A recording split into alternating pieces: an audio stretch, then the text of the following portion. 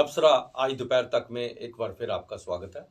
और मैं हूं दर्शपाल गुप्ता और मेरे साथ हैं वरिष्ठ पत्रकार सतीश वर्मा जी। सतीश जी, जम्मू कश्मीर में इस साल पर्यटकों की संख्या 2 करोड़ से ऊपर जाएगी, ये उपराज्यपाल ने कहा। पाकिस्तान ने फिर उठाया कश्मीर का मसला और G20 पर खतरा अभी भी मंडरा रहा है जम्मू कश्मीर को लेकर। प्रकाश सिंह बादल पंजाब के पूर्व मुख्यमंत्री हैं, उनका आज अंतिम संस्कार किया गया। सबसे पहले बात करते हैं पर्यटक की बात करते हैं। LG मनोज सिन्हा ने आज कश्मीर के अंदर 576 आवास जो हैं, जो प्राइम मिनिस्टर रोजगार योजना एम्प्लॉइज जो है उनके लिए बनाए हैं, उसका उद्घाटन किया वहाँ पे। और उस मौके पर उन्होंने कहा कि कश्मीर के अंदर पर्यटक बहुत आ रहे हैं। पिछले साल जो था 1,88,00,000 पर्यटक जो कश्मीर में आए थे, जम्मू कश्मीर में आए थे, और इस बार ये आंकड़ा 2 करोड़ से ऊपर जाने की उम्मीद है। लेकिन इसको लेके अपोजिशन जो है बातें कर रही है। वो कह रही है अगर सब कुछ ठीक है, तो कहते हैं ना, अगर सब कुछ है चंगा फिर चुनावों में क्या है पंगा। ठीक बात है। अगर सब कुछ ठीक ठाक है, कश्मीर में पर्यटक आ रहे हैं, जम्मू कश्मीर के हालात ठीक है, तो फिर चुनाव क्यों नहीं कराए जा रहे? ये बात अपोजिशन उठा रही है। नहीं, आप ठीक कह रहे हैं। देखिए ना, उपराज्यपाल उत्साहित हैं जिस प्रकार टूरिज्म का देख रहे हैं। इस टाइम बूस्ट है, बड़ा जो बूम है टूरिज्म का। और एक ज़माना था 5 अगस्त 2000 से पहले इतना आंकड़ा कभी छूता नहीं रहा, उसकी वजह से कि पत्थरबाजी और तमाम तरह की वारदात होती है। अब सुरक्षा बल भारी तादाद में वहाँ मौजूद हैं, उस प्रकार की गतिविधियाँ बंद हैं। लोग जो कॉन्फिडेंस है, जो बाहर से टूरिस्ट आते हैं, उनमें भरोसा बहुत बड़ा हुआ है। इक्का दुक्का टारगेट किलिंग की वारदात होती हैं, उसका 2-4 दिन असर होता है, उसका वो भी ठंडा हो जाता है। तो मैं समझता हूँ जिस तरह उपराज्यपाल ने कहा है कि 2 करोड़ का टूरिस्टों का, सैलानियों का आंकड़ा इस साल छू सकता है, यह एक मायने में खुशामदीद है। लेकिन वहीं ये भी एक बड़ा सवाल है कि अगर इफ़ ऑल इज़ वेल, तो फिर ये चुनाव को लेके कहाँ ऑब्स्टिकल खड़े हैं, कौन सी ऐसे रुकावटें खड़ी हैं जो कि आप चुनाव नहीं करवाना चाहते।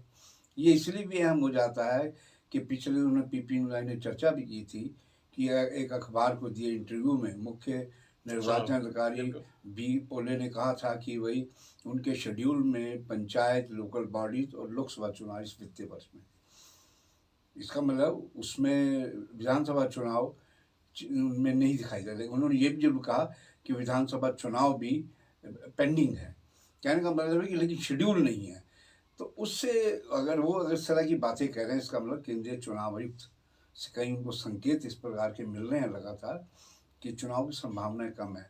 ये तो सवाल उठेंगे। अगर आप टूरिज्म आपका बूम कर रहा है और देश विदेश से भारी तादाद में टूरिस्ट आ रहे हैं, और ये फैक्ट है, हवाई उड़ानें फुल जा रही हैं श्रीनगर के लिए, इवन लेह के लिए भी जा रही हैं। और माँ वैष्णो देवी हमारा जो टूरिज्म है, धार्मिक पर्यटन, उसमें भी ज़बरदस्त भीड़ लगी हुई है आजकल। ये हमारी पूरी स्टेट के लिए बड़ी एक खुशामदीद वाली बात की जाए। लेकिन बात असली आती है कि आखिर विधानसभा चुनाव कब और क्यों और कैसे होंगे। हमें याद आता है कि सन 2014 अक्टूबर-नवंबर में पिछला विधानसभा चुनाव हुआ था, और वो चुनाव किन हालतों में, किस प्रकार एक दूसरे पर निचले स्तर और गंभीर आरोप लगाए थे एक दूसरे ने, BJP, PDP सब ने। मैं उस पूरे चुनाव के दौरान घाटी में था। मैंने साउथ, वेस्ट, साउथ, नॉर्थ और सेंट्रल कश्मीर में बड़ा घूमा। उस पर क्या क्या चर्चाएं होती रही, लेकिन मैंडेट जो आया वो जनादेश खंडित था, जिसकी वजह से 2 विपरीत धाराओं को सरकार बनानी पड़ी। सरकार अंततः पहले मुफ्ती साहब की डेथ हुई, फिर अचानक राम माधव जो कोऑर्डिनेटर थे उन्होंने समर्थन वापस लिया। उसके बाद ये हमारे राज्यपाल सत्यपाल मलिक साहब आजकल टॉक ऑफ द टाउन है, टॉक ऑफ द कंट्री है, बल्कि वो जो आरोप लगा रहे हैं उस थे, उन्हीं की वजह से विधानसभा भंग करनी पड़ी। और कुल मिलाकर देखा जाए, लोगों में बड़ा एक ये कौंदता है सवाल कि जब सब कुछ ठीक है तो आप चुनाव कराने से परहेज क्यों कर रहे हैं। ये ठीक है, सबको पता है कि चुनाव आयोग ने चुनाव करवाने, लेकिन ये भी सब जानते हैं कि जब तक इशारा ना मिले तब तक चुनाव नहीं होते हैं। ये हालांकि उपराज्यपाल के दायरे की बात भी नहीं है देखा जाए, क्योंकि ये गृह मंत्रालय ने तय करना है। चूंकि ये गृह मंत्रालय का, हाँ, अगर ये फुल फ्लैज गवर्नर होते हैं 370 टूटी होती, फिर इनको हम कह सकते थे कि आप तो महाराजा थे, चुनाव भी तो कर रही है, लेकिन ये दिल्ली ने तय करना, वो भी गृह मंत्रालय ने। तो हम समझते हैं कि ये सवाल तो रहेगा। आज भी बुशारत बुखारी जो मंत्री रहे, महबूबा मुफ्ती के मंत्रिमंडल में, शुजात बुखारी जिनका भाई था, इसे कत्ल हुआ, आतंकियों ने मारा, उन्होंने भी कहा, सब कह रहे हैं कमोबेश स्वर में, कांग्रेस वाले भी, दूसरे भी, कि अगर सब कुछ ठीक है तो चुनाव करवाइए ना।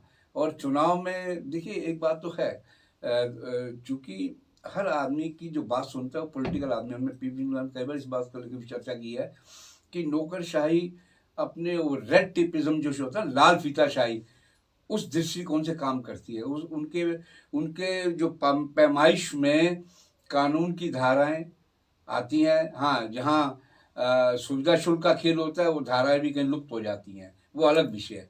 लेकिन हम समझते हैं कि एक लोकशाही, एक अच्छी लोकशाही के लिए, एक बेहतर लोकतंत्र के लिए जरूरी है कि चुनाव कराए जाएं। और अब तो बहुत समय हो गया, और 5 जी साल अभी हाल में चैम्बर ऑफ कॉमर्स के जो चुनाव हुए जी वहाँ पे भारतीय जनता पार्टी के वरिष्ठ नेता हमसे मिले। जी हमने कहा भाई आप चुनावों की बात कही, तो उन्होंने कहा आपसे मुलाकात शायद असेंबली चुनाव में होंगे। जी तो उन्होंने कहा 2040 तक इंतजार कीजिए।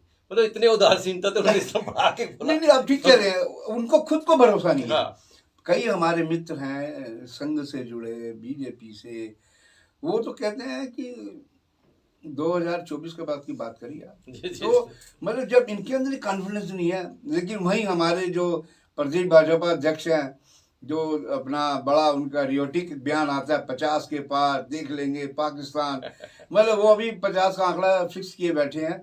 लेकिन असली बात यह है कि परीक्षा तो जब मैदान में उतरोगे तो ही पता चलेगी ना। बिल्कुल लगता है कहीं ना कहीं इनको या तो दिल्ली को भरोसा नहीं है, यहाँ की भाजपा पर, कि इनके बूते अगर चुनाव लड़ा जाए तो सरकार बनेगी या नहीं बनेगी, इसलिए उन्होंने दाएं बाएं, जैसे अल्ताफ बुखारी है, जैसे गुलाम नबी आज़ाद है, जैसे वो सज्जाद लोन है, ये मोहरे जो है, मोहरे फिट करके रखे हैं कब जरूरत कि पड़े किस तरह। किसको उठा लेंगे। और ये भी कहा जा रहा है कि एक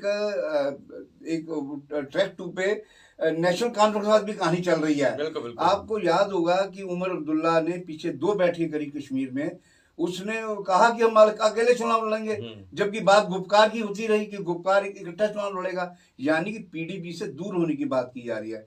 ऐसा भी हो सकता है चुनाव के ऐलान तभी संभव हो पाए जब एनसी की ओर से क्लियर हो जाए कि पीडीपी से हमारा कोई रास्ता नहीं है।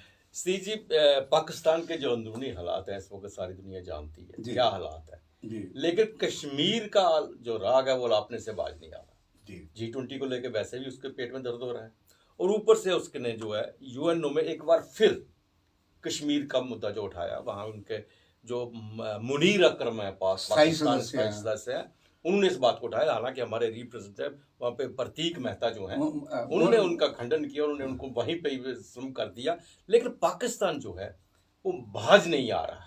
नहीं, ये बात माननी पड़ती है कि पाकिस्तान तो अपना बेस और राग रहा है, लेकिन हमारे जो वहाँ स्थायी प्रतिनिधि प्रतीक माथुर जिनका आप जिक्र कर रहे हैं, उन्होंने उसका मुंह तोड़ जवाब दिया। उन्होंने कहा तुम क्या भेजते हो, हमारा अभिन्न अंग है, जम्मू कश्मीर लद्दाख ये हमारे अपना अंग है, तो तुम किस खेत की मूली हो। तो उसके बाद बोलती बंद कर दी पाकिस्तान। लेकिन ये बात जरूर है कि पाकिस्तान गाहे बगाहे, जैसे G20, हम G20 में हम जिक्र कर चुके हैं कि चीन इसकी पीठ में बैठा है, इन दोनों को पेट में दर्द है। चीन को लद्दाख के मामले में पेट में दर्द है, नॉर्थ ईस्ट के बारे में भी है, और इसको तो है ही पाकिस्तान को जम्मू कश्मीर के हवाले से। लेकिन ये है यूनाइटेड नेशन में हमारे जितने भी वहाँ रिप्रेजेंट करते हैं, चाहे स्थायी हो या वैसे हो, वो पाकिस्तान को इस तरह लते आते हैं कि पाकिस्तान भी दोबारा वहाँ बोल नहीं पाता। सी जी, G20 का जो मीटिंग होनी है जम्मू कश्मीर को लेके जो बात चल रही है, हाँ 22 से 24 जी, उसको लेके मतलब एक खतरा जो है अभी तक टला नहीं है। एक तो पाकिस्तान और चाइना की पूरी कोशिश है, जैसे हमने बार बार जिक्र करते हैं कि इसमें कोई ना कोई अपनी डिस्टर्बेंस करे, और उसको लेके आज चिंता भी बढ़ी है, क्योंकि पुंछ जो है उसका जो इंसिडेंट हुआ है उसके बाद जो है और भी चिंता बढ़ गई है। और सबसे बड़ी चिंता की बात यह है कि अभी तक वो हमलावर जो है आतंकवादी जो पकड़े नहीं गए हैं, उसको लेके पाकिस्तान के विरुद्ध JJSF ने भी प्रोटेस्ट किया है, और बाकी भी बहुत सी संस्थाएं प्रोटेस्ट कर रही हैं। और पाकिस्तान की पूरी कोशिश है कि कश्मीर के अंदर G20 के वक्त कुछ ना कुछ ऐसी बात करे ताकि वो लोगों को बता सके कि ये मसला अभी भी लटका हुआ है। नहीं, आप ठीक कह रहे हैं। देखिए ना, पुंछ और राजौरी जो पीर पंजाल रेंज है, वहाँ वो उनका रूट है घाटी में घुसने का, साउथ कश्मीर में। हाँ, उसी वहाँ रूट से से वो पहले जाते लैंडिंग थे करके कश्मीर में। फिर बिल्कुल। श्रीनगर की ओर बढ़ते हैं, पहाड़ी पहाड़ी। तो मैं समझता हूँ, देखिए, अब उपराज्यपाल ने भी परसों एक मीटिंग करी इसी मसले को लेकर, और उन्होंने और कड़ी हिदायत दी। जाहिर है कि उनको गृह मंत्रालय, अमित शाह गृह मंत्री की ओर से इस प्रकार की हिदायत आई हो कि भैया टाइट कीजिए अच्छी तरह और पता कीजिए वो कौन खा गए।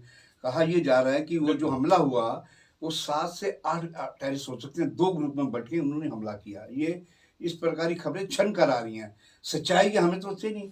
दूसरा ये कि एक व्यक्ति जिस पर शक था, जिसमें पनाह देने का, जिसको इस प्रकार की जानकारी थी, वहीं लोकल, वो परसों से कॉल किया गया था, कहते हैं उसने कोई जहरीला पदार्थ पिया, आज उसकी डेथ हो गई। वो आदमी लोकल था उसी गांव का। समझा जा सकता है कि मैं कई साइट खंगाल रहा था। होता क्या है, कई बार हमारे जो इन्फॉर्मर होते हैं एजेंसीज के, चाहे वो पुलिस हो, सेना हो, किसी भी एजेंसी के, वो कई बार उस और भी इंफॉर्मेशन सप्लाई करते हैं, जिन्हें कहा जाए डबल एजेंट के तौर पर। तो ये डबल एजेंट जो एलएफसी के आसपास रहते हैं, ये भी एक खतरा है। तो अलग कहते हैं 40-50 लोग इन्होंने उठाए हैं, डिटेन किए, जिसमें OGW भी हैं, पुराने रिकॉर्ड छान कर। लेकिन अभी तक देखिए ना, 5वां 6ठा दिन है आज, अभी तक कोई बड़ी कामयाबी नहीं मिली। सवाल ये उठ रहे हैं कि क्या ये जो लगातार हमले हो रहे हैं, एक डांगरी में हुआ, उससे पहला एक आर्मी गेट में जिसमें 2 सिविलियन मारे गए, उससे पहले वो किसका मसला जिसमें 10-11 हमारे जवान शहीद हुए, उसमें मतलब ये समझ नहीं आ रहा कि उसको जमीन खा गई या वो कहाँ छुप गए। तो ये बहुत बड़ा सवाल है, जिसको देखते हुए ये लगता लगातार खतरा बन रहा है। केवल G20 पे नहीं, जम्मू पर भी लगातार खतरा बन रहा है। जम्मू में आप पिछले दिन लगातार देखिए, पीएम ने जो पिछले साल आए थे वहाँ पर पल्ली में, उससे 2 दिन पहले घटना घटी, जैश के मिलिटेंट आगे छिपे बैठे थे सुजुआ में। तो ये तमाम घटनाएं इशारा करती हैं कि घाटी में तो इन्होंने बड़ी सख्ती कर रखी है, लेकिन फिर भी घाटी में चूंकि सारे कार्यक्रम होने हैं, SKICC में होने हैं, डल लेक के किनारे जो है, हम समझते हैं कि सुरक्षा एजेंसियों, खुफिया एजेंसी हो, यहाँ का स्टेट एडमिनिस्ट्रेशन हो, या नई दिल्ली का गृह मंत्रालय, सबकी भ्रिक्टियाँ तनी हुई हैं, सभी को चिंताएं, चुनौतियां हैं। और अब देखते हैं कि ये जो इवेंट, चूंकि सबसे बड़ी बात है कि ये हिंदुस्तान में पहली बार होने जा रहा है, और बल्कि सब पूरे समूचे साउथ एशिया में पहली बार होने जा रहा है। इसलिए इस इवेंट को में किसी प्रकार की डिस्टर्बेंस या खलल पैदा ना हो, उसे लेकर केंद्रीय गृह मंत्रालय, मोदी सरकार हर संभव जीरो टॉलरेंस की कोशिश कर रही है कि किसी प्रकार की कोई मिसहैपनिंग या बिल्कुल ठीक कहा आपने। कश्मीर में उन्होंने बहुत ज्यादा इस वक्त सिक्योरिटी बिल्कुल तवज्जो बहुत ज्यादा, कहते हैं परिंदा भी पर नहीं मारता, लेकिन सबसे बड़ी अवडंबना यह है कि जम्मू कश्मीर में किसी भी कोने में कोई कुछ होता है, अगर पुंछ हुआ है तो वो भी खबरों में कश्मीर चला देंगे, कश्मीर चला देंगे, घाटी किसी ने देखी नहीं है, पता नहीं है, चाहे अंतर्राष्ट्रीय स्तर पर कोई खबरें चलती है, पुंछ में होता है, राजौरी में होता है, सब कश्मीर में मिला देते हैं। एक समय आता था कि 5 कहीं के मारे जाते थे तो यही कहते थे कि 5 कश्मीर में मारे, होता ये कोई पुंछ में हुई है, कोई किश्तवाड़ में हुई है, बारामूला में हुई है, पता है नहीं किसी को। बस नेशनल टीवी भी ऐसे चल रहे हैं और बाहर के अंतर्राष्ट्रीय टीवी भी ऐसे चल रहे हैं कि कश्मीर के अंदर ये हो गया, कश्मीर को इतना। उसी के वजह से एक बड़ी वजह थी कि कश्मीर में जो पर्यटक कम हो गए थे। वो सुबह जो अखबार पढ़ते थे देखते थे कि 5 लोगों की हत्या कर दी है, और ये नहीं पता था कि कश्मीर से वो कितने कोसों दूर हैं वो। तो ये चीजें सब अब सामने आ रही हैं। सतीश जी, पंजाब के पूर्व मुख्यमंत्री प्रकाश सिंह बादल का कल निधन हो गया था। आज उनका अंतिम संस्कार कर दिया गया। उनके जो गांव है, उनका जो लंबी गांव, पैतृक गांव है, तो हम पीपी न्यूज लाइन की ओर से श्रद्धांजलि अर्पित करते हैं। ये उस पीढ़ी के नेताओं में हम समझते हैं कि शायद 1-2 नेता और बचे होंगे, 3-4 जनरेशन जो अब हैं पॉलिटिकल, और बड़े 100 का आंकड़ा शतक करने आ रहे थे। और ऐसे नेताओं का जाना वास्तव में, देखिए, अच्छाई बुराई हर व्यक्ति में होती है, लेकिन सियासत में चीजें चलती हैं, और लेकिन इस तरह के नेताओं का चले जाना, ये वास्तव में राष्ट्र की एक बड़ी हानि होती है। और आज उनको पूरा देश, जब पंचतत्व में लीन किए गए, सबने अपनी भावांजलि दी है, और पीपी न्यूज लाइन भी ने, और उनके परिजनों को ये जो गम दुख है, इसको सहने की शक्ति दे परमात्मा, और उनको अपने चरणों में वास दे, यही कह सकते हैं जी। ये था तबसरा आज दोपहर तक का। बाकी खबरों के लिए आप देखते रहें पीपी न्यूज़ लाइव। नमस्कार।